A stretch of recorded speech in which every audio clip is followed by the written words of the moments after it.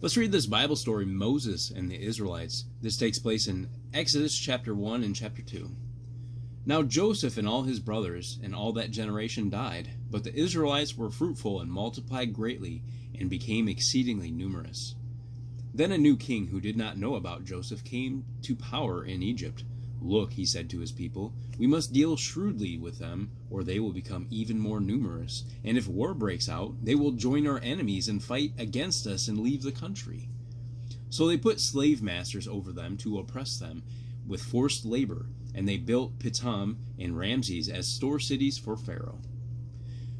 But the more the Israelites were oppressed, the more they multiplied and spread. So the Egyptians came to dread the Israelites and worked them ruthlessly.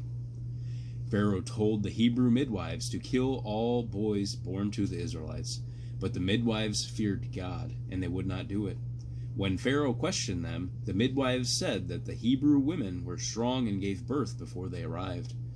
God rewarded the midwives and gave them their own families.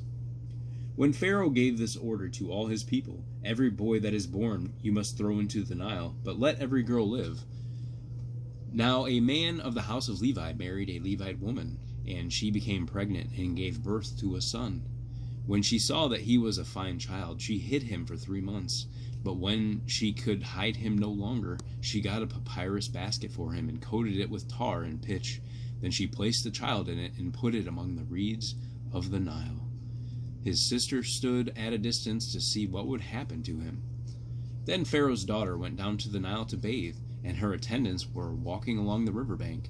She saw the basket among the reeds and sent her slave girl to get it. She opened it and saw the baby. He was crying, and she felt sorry for him. This is one of the Hebrew babies, she said. Then his sister asked Pharaoh's daughter, shall I go and get one of the Hebrew women to nurse the baby for you? Yes, go, she answered. And the girl went and got the baby's mother. Pharaoh's daughter said to her, take this baby and nurse him for me, and I will pay you. So the woman took the baby and nursed him. When the child grew older, she took him to Pharaoh's daughter, and he became her son. She named him Moses, saying, I drew him out of the water. Understanding the story. Pharaoh feels threatened by growing numbers of Israelites, but all his efforts to destroy them are thwarted. Moses, who will eventually lead the Israelites out of their misery, is rescued by Pharaoh's own daughter and is brought up under her protection. Thank you, Lord, for your word.